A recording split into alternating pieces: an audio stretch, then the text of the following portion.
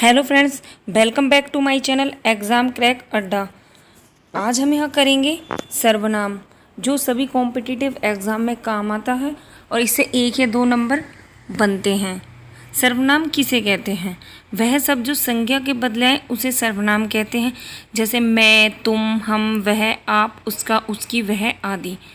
इसके शाब्दिक अर्थ को समझे तो यही प्रतीत होता है कि सबका नाम, यह सब किसी व्यक्ति विशेष के द्वारा प्रयुक्त न होकर सबके द्वारा प्रयुक्त होते हैं। जैसे वह जाती है तो वो सर्वनाम है। अगर हम कहें कि गीता पढ़ती है, जैसे ये लड़की है, इसको कहें कि गीता पढ़ती है, तो ये हो गया संज्ञा। अगर हम ये कहेंगे वह पढ़ती है तो वो हो गया सर्वनाम।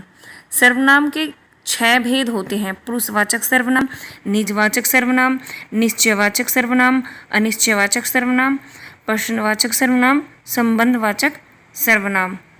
टोटल इसके 6 भेद होते हैं। नंबर 1 है पुरुषवाचक सर्वनाम। उसने मुझे बोला था कि तुम पढ़ रही हो।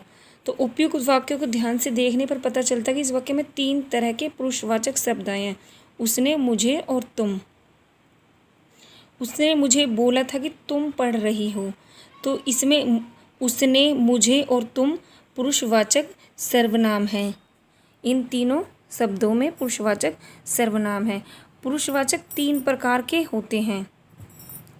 नंबर 1 होता है उत्तम पुरुष, नंबर 2 मध्यम पुरुष, नंबर 3 अन्य पुरुष। ये तीनों ही इसमें आ रहे हैं, उसने, मुझे और तुम। तो ये हो गया पुरुषवाचक सर्वनाम। पुरुषवाचक सर्वनाम उत्तम पुरुष में क्या कहता है और मध्यम में, अन्य में मैं यहाँ बताएंगे। उत्तम पुरुष में मैं और तुम आता है, मध्यम पुरुष में तू, तुम, आप, अन्य पुरुष में वह, हुए, यह। यानी ये शब्द जिस भी सेंटेंस में होंगे वो पुरुषवाचक सर्वनाम होगा। नंबर 2 है निश्चयवाचक सर्वनाम। यह मेरी पुस्तक है, वह माधव की गाय है, वह राम के भाई हैं। यानी इसमें एक निश्चय है कि ये चीज़ उसकी है। यह मेरी पुस्तक है, वह माधव की गाय है, वह राम का भाई है। यानी इसमें संकेत दिया है कि ये उसकी चीज़ है, तो ये हो गया निश्चयवाचक। नंबर 3 है अनिश्चयवाचक सर्वनाम।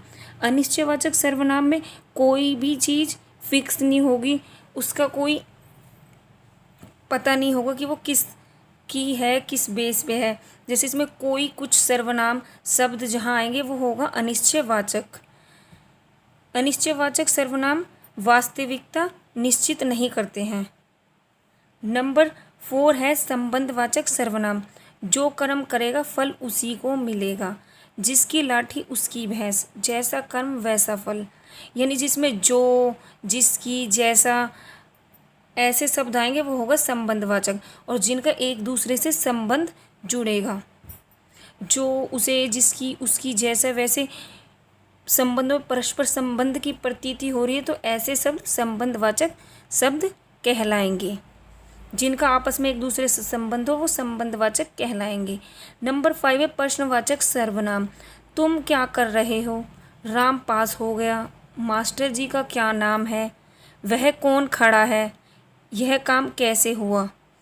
ऐसे शब्दों में प्रश्नवाचक शब्द हैं, तो ये हो गया प्रश्नवाचक सर्वनाम। जहाँ पर भी प्रश्नवाचक ये चिन्ह होगा वो होगा प्रश्नवाचक सर्वनाम। इस चिन्ह को देखते ही आप पहचान जाएंगे कि हाँ, ये प्रश्नवाचक सर्वनाम है।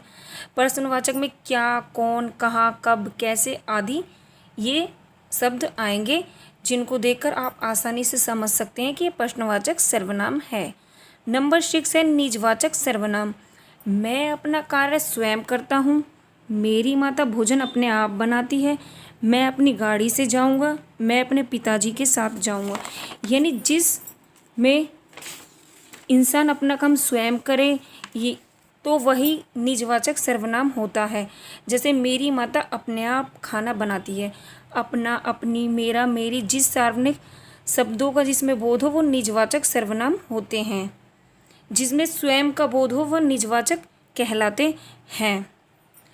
और सीटेट में ऐसे क्वेश्चंस भी आते हैं कि ग्रामीण, सामाजिक, युवा आदि शब्द हैं विशेषण, क्रिया, संज्ञा, सर्वनाम। तो इसमें क्या आ रहा है? संज्ञा। तो ये सब संज्ञा है। और दोस्तों आज के लिए यहीं तक ही। ये सभी सीटेट, एसटेट के लिए सर्वनाम इम्पोर्टेंट है। और मिलते हैं हम अगले चैप्टर तत्सम और तद्भव में। और देखते रहिए हमारा चैनल एग्ज़ाम क्रैक।